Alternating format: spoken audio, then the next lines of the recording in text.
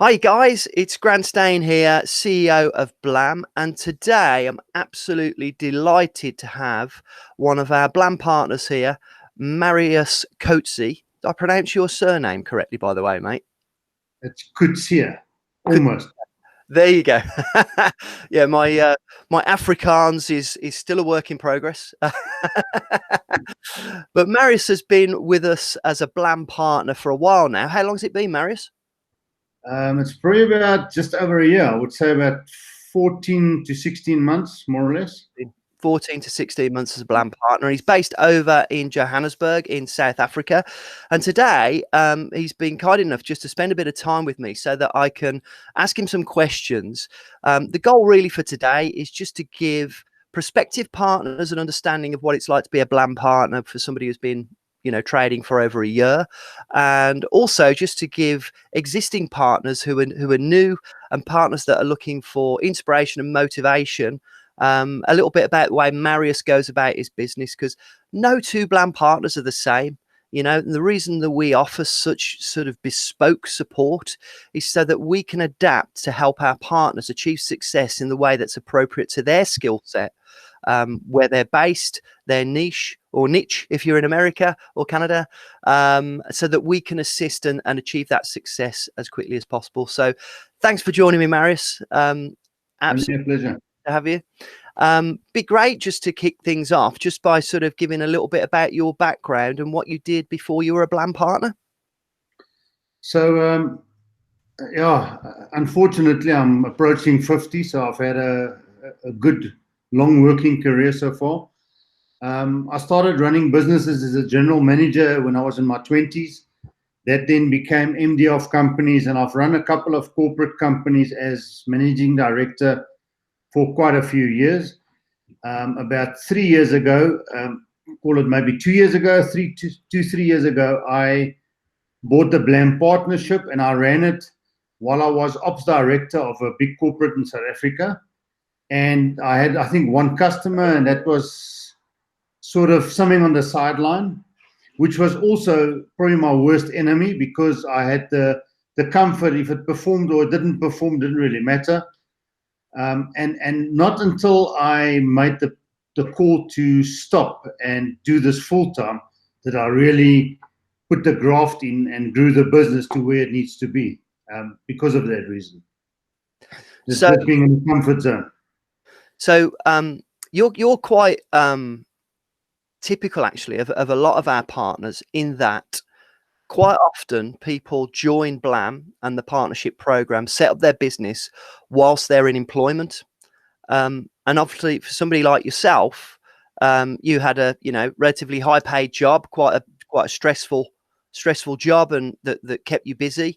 And so for the first year or so of being a Blam partner, it didn't really take up much of your attention.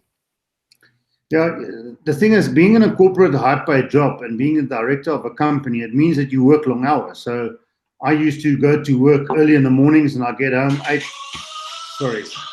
9 at night. And yeah, so what it did is I didn't have time. So all time I had was Saturdays and Sundays. So for about, let's call it a year, I'm not 100% sure of the time frame, but for about a year, I didn't really see my family, because I work long hours, and weekends, they mustn't bother me because I'm busy with Blam partner training, and I'm trying to understand what I'm doing and how do I sell this product.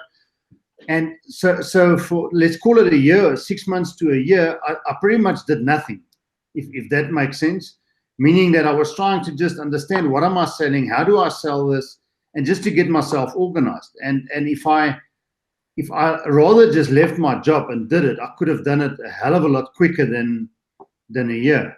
Yeah. Maybe in a month or two, I could have done all of that. Yeah. And still have seen my family. And I think that's it's an interesting lesson there for people watching, because I don't think I've ever met an entrepreneur, let alone a Blam partner, that hasn't told me that when they're in that scenario where they're full-time on their paid job that pays the mortgage and brings the food in, and then they've got their side gig, and then eventually they go full-time on their side gig, and that turns into their main job. I don't think I've ever met anybody that says, I wish I wish I'd have waited longer. They always say, I wish I'd have done it sooner.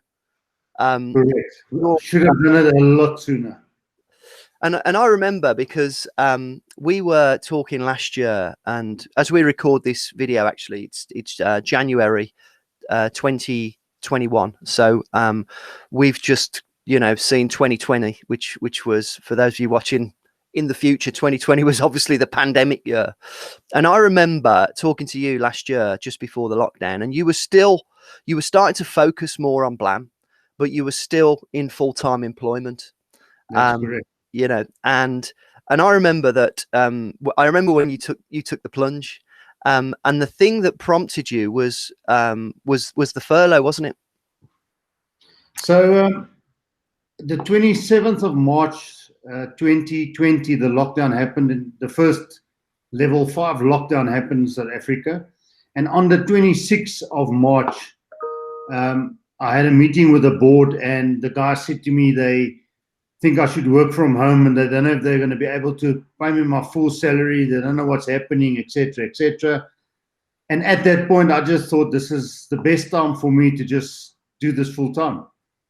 So I said to them, no worry, you don't need to pay me. Let's just part ways nicely. I'll be available for at least a month to 2 to help and advise, get somebody to take over, and I'll do it from home, and I'll start running my own business. So effectively, the 27th of March, when the lockdown happened, I started doing my Blam Partnership full time, which is now, 10 months down the line. Yeah. And in that period, obviously, brave thing to do, by the way, because you've got your, brave or stupid. Well, we didn't know, did we? Back in that first lockdown, we were all, working like maniacs, and we could see there was an opportunity. And I always bang on about, if there's a recession or adversity or any kind of change for the economic situation, there's always opportunity. And you'll remember me banging on about that over and over again, that this was our opportunity. And so you took that leap of faith.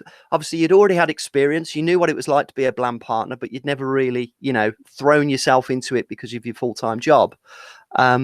So just tell me what sort of happened in those first couple of months when you first sort of started doing it on your own. Must have been scary. I'll tell you, Grant, it was very scary in the beginning. Being all alone and feeling alone is probably the worst part, especially if you're used to being in business with a lot of people or in corporate organizations. And I think that's probably where the Blam Partnership helped me a lot, to know that I'm not alone.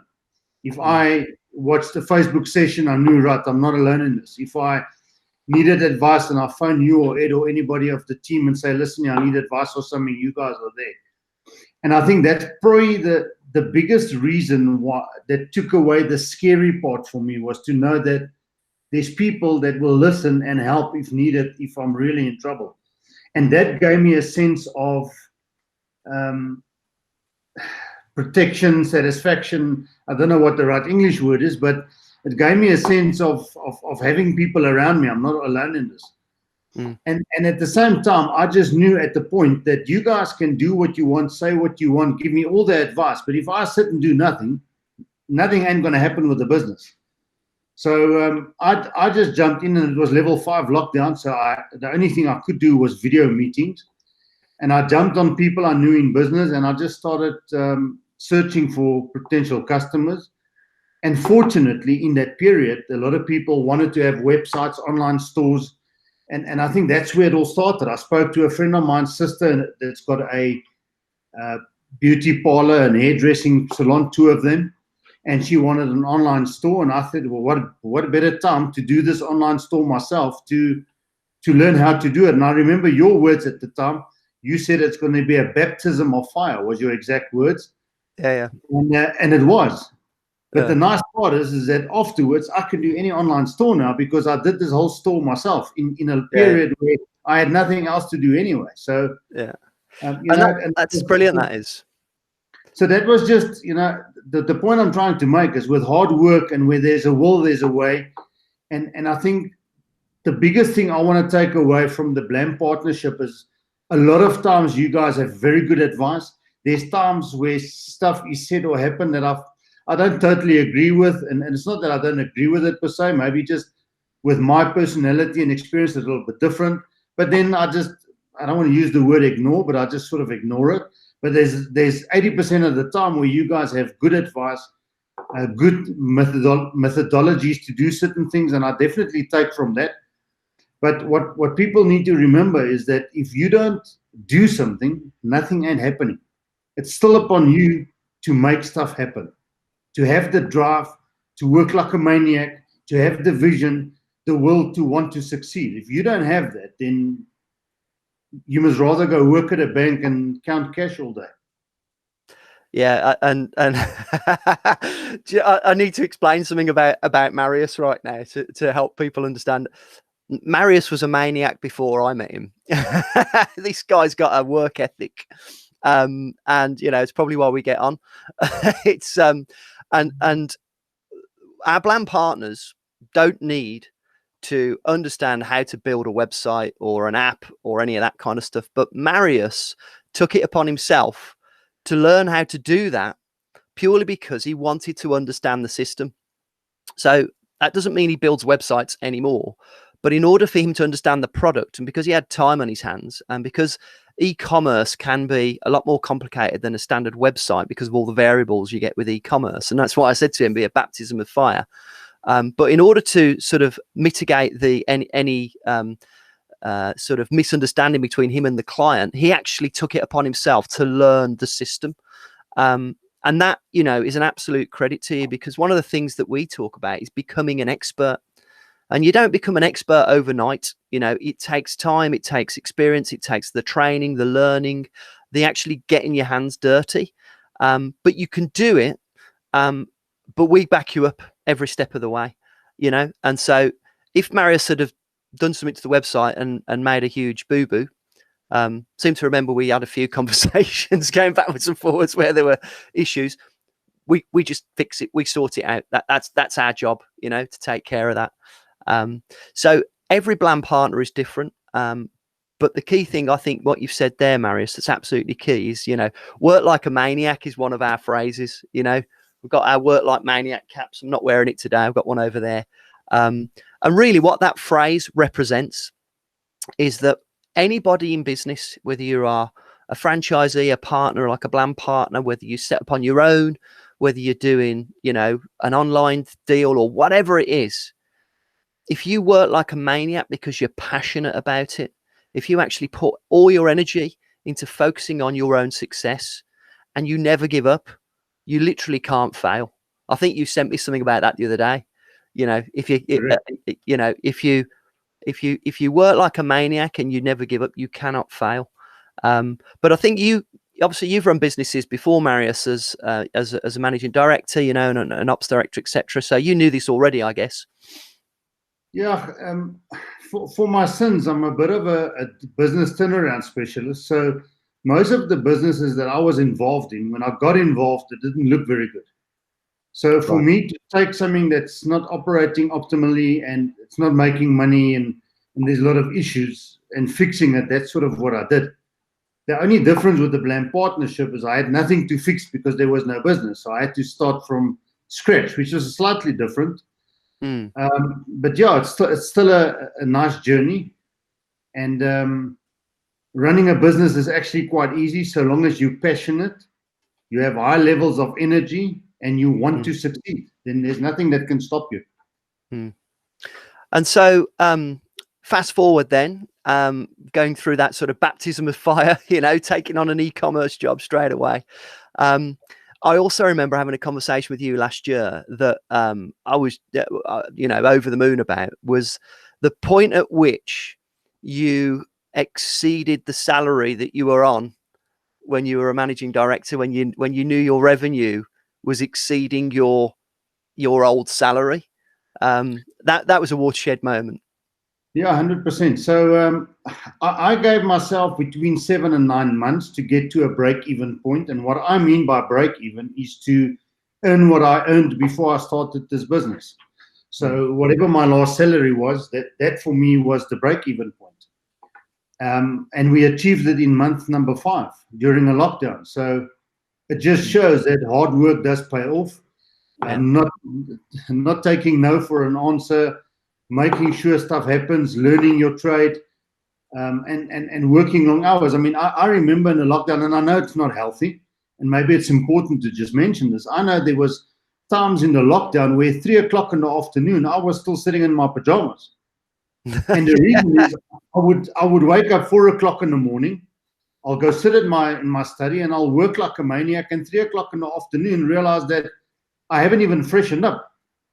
I mean, and it's not healthy. Hence why in June I got myself an office and I knew I had to get out the house because of my work ethic. I can't work at home because then you just work all the time. But the point I'm trying to make is that if there's a will, there's a way, and hard work does pay off.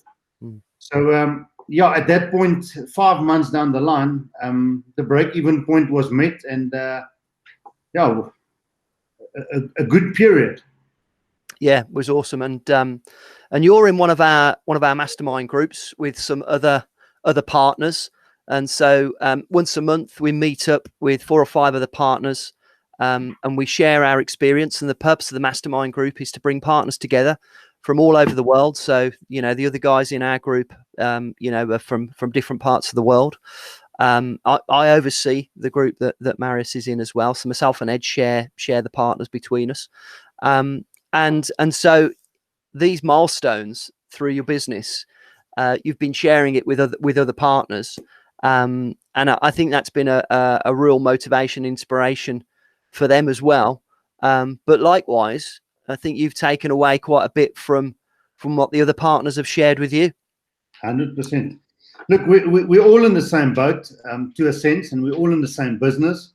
And you know, if you want to have a successful business, you must meet with mind-like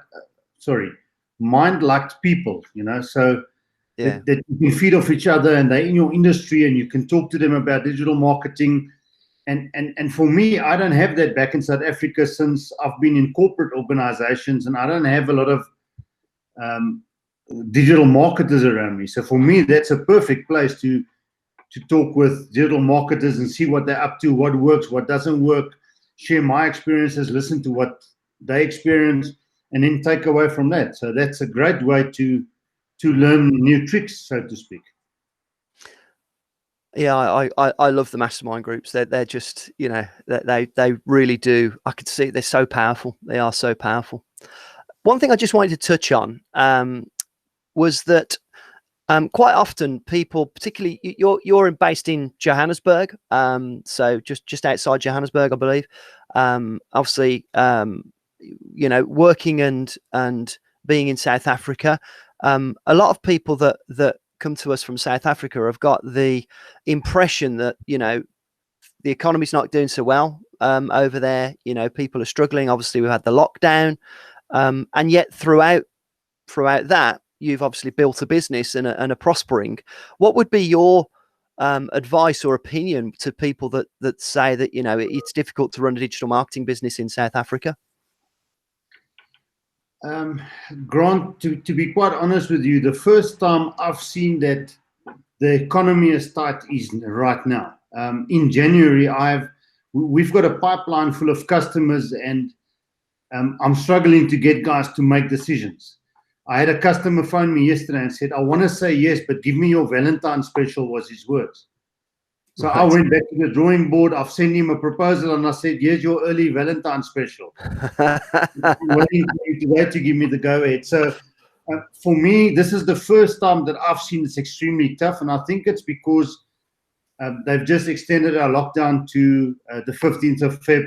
And I think a lot of people are just sort of scared what's happening with COVID. It's probably got nothing to do with our economy per se, but more with COVID, where I see that guys are sort of struggling to make decisions. I think the important part to look at in the South African economy is that over the years, a lot of people didn't have websites. Today, a lot of people have websites, but they're very old websites, and a big portion of the market haven't touched online stores or e-commerce. So that's the biggest gap out there. Like I'm busy now with one of my current customers. We busy changing his website from a website to an e-commerce. I think we've got 10 or 12 e-commerce customers at the moment. So You know, e-commerce is just the way of the future. And if somebody has done one of our websites in e-commerce, it is so easy to sell. And I think that's another point I want to just raise that we didn't mention before, is the reason I like to do stuff myself is because it makes it easier for me to sell. Because I'm one of those people, I can sell if I understand something and I know how it works. I can't just sell something that I know nothing about. And for me, once you've seen what the e-commerce can do, how you integrate it with MailChimp, how you do your Facebook store, your Instagram stores, and how you just sync all of them and all the marketing tools that you have in our e-commerce stores. Once you've seen that and see what that can do, you become a salesman because you want to tell the world about it. Yeah. And so, sorry, just to come back to the point that, so e-commerce for me is still a huge opportunity in South Africa because a lot of people don't have e-commerce stores. I also think historically a lot of people used to have websites that did nothing for them. And for us to go in there, I mean, the main word in my vocabulary day to day with customers is return on investment. I'm not going to do you a website. I'm going to give you a return on investment. One of my customers recently said to me, so one of my salespeople, I had to let go. I said, why? He says, because your website is now replaced his salary. And he said, and his words to me was that if it does enough work for another rep, then maybe I must start paying you the commission they used to earn. And that's the reality how entrepreneurs out there look at business. They look at it differently. But I don't have to convince this customer that I'll get him a return on investment because he's now seen it for himself. Yeah, and that is so key when you become you become good at your job, and when you understand the product. And obviously, you know what I love about what you said there is I'm deeply in love with our products, you know, because I know how cool they are. I know that we literally can save people's businesses with these products, you know, and as you've just pointed out, you know, this stuff works, you know, this stuff really works, and it's the best on the market.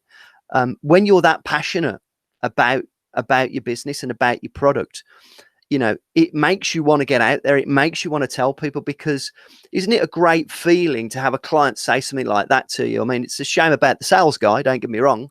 But you know, what I'm getting at is, isn't it great to know that we can genuinely make a difference to people's businesses? No, 100%. I mean, in the end of the day, your philosophy and the Blam philosophy is we want to help small businesses. When I met with this customer, they had sorry my language, a shitty website. They had no online store, and their Google My Business was terrible. And I was introduced to the customer, and I was quite arrogant at the time. And I said to him, listen, I can make a big change to your business. I can sort out your return on investment. He took the plunge. He pays us quite a bit of money because we do a lot for him, SEO, and a lot more we do for him. After I fixed his Google My Business, 3 days later, he did a very big sale of somebody that bought welding machines, and they found him on Google My Business. And since that day, this customer thinks I'm the best thing since chewing gum. He just loves everything we do. Their online store is quite busy. They have good results on their website. We've got a chat program on their website where they can do live chats. And yesterday, this particular customer is in his home country. He's not in South Africa at the moment. His dad passed away of COVID about 3 days ago. And I know that nobody is watching the sales team. So a customer came through that wanted a big deal. And I jumped onto the chat program and I did the deal for him, then passed it on to his wife to conclude the deal, because I know he's not checking it because he's in Zimbabwe. Wow. So, you know, it's going the extra mile and loving what you're doing, and the customers appreciate what you do, and then you even want to do more for them and help them. That's because awesome. You know where they can go and what they can achieve. That's awesome. That is. I mean, that's it. It's going the extra mile, isn't it? So just to sort of finish off, I know you're busy. I'm sure you got loads to do, so I'll let you get back. But I just wanted to sort of paint the picture of where you are now, because obviously you've now got an office, because you know working in your pajamas isn't healthy. I've been there. We all had to find our routines, didn't we, when we went into lockdown. And also you've got some people helping you as well now. So what does your kind of business look like now, and what's your sort of projections for the future? So as you know, I like to do stuff myself to understand it. So the next plunge I took was SEO. I took the SEO plunge to understand it. I did a hell of a lot of work in it, training, courses, online, etc. Up until a point where I couldn't do it anymore because getting customers and getting sales and doing the SEO is quite difficult. So I've employed a SEO specialist. We've just gone onto a new program, like I told you last week, SEM Rush, which we are extremely excited about. We think that's almost as good as a Blam website. It's really a good program. And in August last year, I employed a social media lady that does all our social media postings. So half of her day consists of doing all the social media, and the other half a day she works on my CRM, helps me get new leads, etc. So yeah, we've got an office. I've got 2 staff members, and during December, we did our financial planning. So what I did is I did the budget for the next financial year. I also did a 3-year plan and a 5-year plan because I needed to see where we are going. And also for me, I'm a bit of a perfectionist, so I can't just work every day and not know where I'm going. I need to understand where I'm going. And at the end of the next financial year, which in our case starts 1st of March and ends in February in South Africa, and I wanted to know, have I achieved or not? I can't get to February next year and say, yeah, I think we've achieved, or yes, we were reasonably busy, and I don't know what I'm talking about. So we did a budget, and I think I went easy on myself because I'm the salesperson, and I always want to be the salesperson. Roughly, so we've broken it down, and I'm just looking at my whiteboard. I've got a whiteboard in the office. I love Mariuss's whiteboard. I get screenshots of that. It's awesome. So we want to sell 3 standard websites a month, 1 online store, 1 SEO customer, 1 social customer. We want to sell 3 licenses and 1 PPC customer. That's our target every single month for this year. That's Blam Social licenses, by the way, isn't it? So Blam Social is our social posting platform. Yeah, it's a social platform that we use, and if we get a customer, we sign them up on that platform, and they do it themselves. So and at the bottom, I've done customers, and I've said I want to have 5 customers a month. So for me, I think it's reasonably easy. If the economy turns, it could be tough, but I think it's reasonably easy. That's just my feeling. So what I then did is I did the same thing. So I started my budget to say our turnover is X and our cost is Y at the moment. So that was the starting point. I've then said we sell that a month. It will give us about, if I remember correctly, it's between 30 and 40,000 Rand a month that we add to our revenue. And our cost only goes up by about, I think it's 15%, if I remember the numbers correctly, because our GP number is 78%. So then I kept the sales the same for 3 years. So I said this target that I've just mentioned to you is the same for the next 3 years. And I have excluded that I could lose customers because my feeling is I shouldn't lose customers. And if I do, I need to make it up on the target.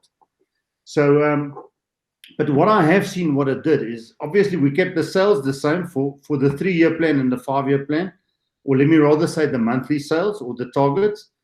But what I did do is I say, well, at some point I'm going to need a bigger office. I need more staff to do SEO, etc., etc.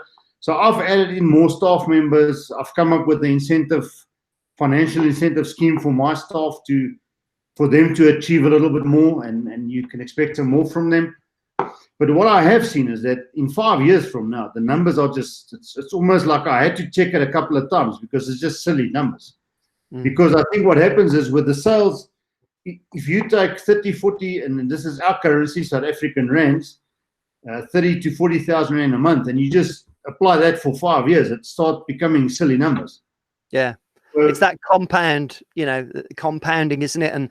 And this is the thing that, we try and emphasize is that monthly recurring revenue model that we use. And if you are consistent, and that is absolutely key, when you're doing your projections, you're doing five sales a month, you're not always going to make 5 sales. Sometimes you'll make more. You've probably had months where you've done a lot more than that. You've had months where you've done less, but it averages out. sometimes it's best to look at it quarterly, actually measure things quarterly rather than monthly, because you do have dips and, you know, so that's the way we kind of advise at Blam, is like, let's look at the quarterly numbers. But then that compounding, obviously you have to allow for a little bit of attrition. You know, you're going to lose some customers at some point. But that monthly recurring revenue keeps building. And if you are consistent, it does, you know, it does look too good to be true sometimes, but you've got to put the graft in and the consistency to get there. Yeah, the one thing I know is I did the 1, 3, and 5 year projections, and if I don't make it happen, it's not going to happen. It's just that simple. So it's going to take hard work like a maniac. But like I say, the numbers in 5 years from now, it's silly numbers. It doesn't even make sense.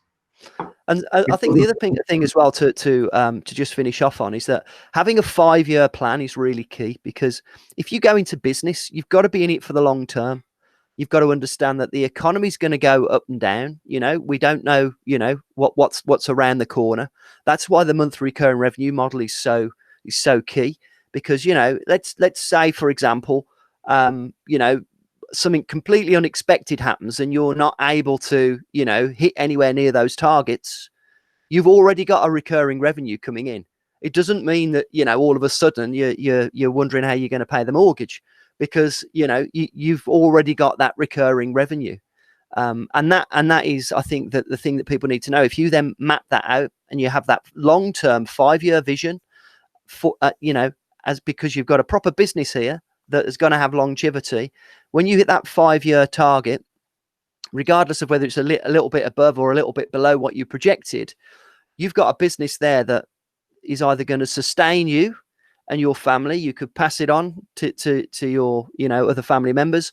You could sell it, because a business with recurring revenue has extreme value, and you know, that's what people are looking for. It gives you choice.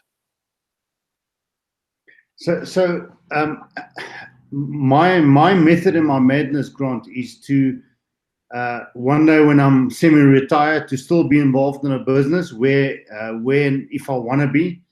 My plan is to hand it over to my daughter and the team I've got in the office.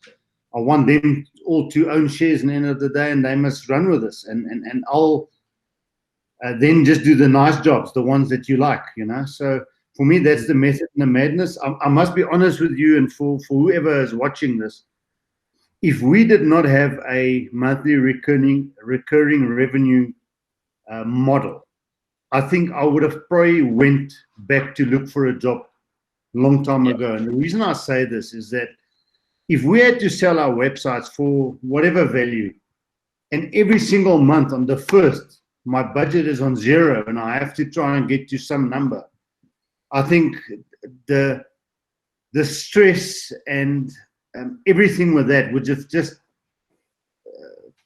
got the better of me. I don't think I would be able to do it. So for me, the biggest success of everything is 2 things. The first thing was that I have Blam support, and then I knew you guys were there if I needed anything. And secondly, that every single month I know that as I get customers, my revenue just becomes bigger and bigger. And every month on the 1st, I know that my bills are covered. So for me, that was 2 of the most important things in this whole journey. Yeah, and I think I'm really pleased you said that, because you know, a lot of people like the instant gratification when they first start of charging an upfront fee for design, and think, oh yeah, you know, let's get that big chunk of money in, meaning that they end up with a much smaller ongoing fee, and ultimately, as you know, you've got to, you know, the long-term game, the long-term goal, and the thing that's going to make you so much more stable, secure, is going for that bigger upfront, going for that larger monthly. And obviously one of our things is to say, look, no upfront fee, or if there is an upfront fee, it's for things like, you know, content writing or marketing consultancy and those kind of things. Fantastic. Well, I really appreciate you taking the time today, Marius. It's been really insightful and inspiring, and you know, really delighted where you're going with the business, and it's absolute pleasure to be working with you. If we were to just wrap it up with a little sort of sound bite, and you know, the people that will be watching this will be potentially Blam partners who have just started, there's quite a few that will be looking to you to say, you know, where can I be in 12 months time? Or people that are sort of trying to make a decision about whether joining Blam is going to be for them. How would you kind of sum up, you know, the advice that you would give to those kind of people right now? I think we've already touched on it, Grant, but I think in answering your question is that if you want somebody else to run and succeed in your business, then don't get into this business, or don't get into any business for that matter. So for me is you need to have passion for what you're doing. You need to have an interest of what you're doing. So if digital marketing is not your forte, then, and you're not interested in it, then rather go do something else, go sell sandwiches. But you need to have passion, you need to be interested in what you're doing, and then you need to give it your all. You cannot look back one day and say, yes, I should have done this and I should have done that. There can be no regrets. So for me, that's what you need to do. And with Blam holding your hand, helping, giving advice, being there, that's definitely a recipe for success for me. But ultimately, it all depends on you. If you're not going to go do it and make it work, nobody can force you to do it. Yeah, so that's brilliant advice. Brilliant advice. You know, it's all about making it happen for yourselves, guys. So we'd love to take you on that journey. You know, we're all about support. Our goal in life at Blam is to support our partners, help them achieve success, and looking forward to continuing that journey with Marius. So thanks a lot, buddy. Really appreciate your time. And I'll let you get back to your work now. I'm sure you've got a lot to do. Thank you very much, and thanks for the interview. Brilliant. Thanks very much. Cheers. Cheers.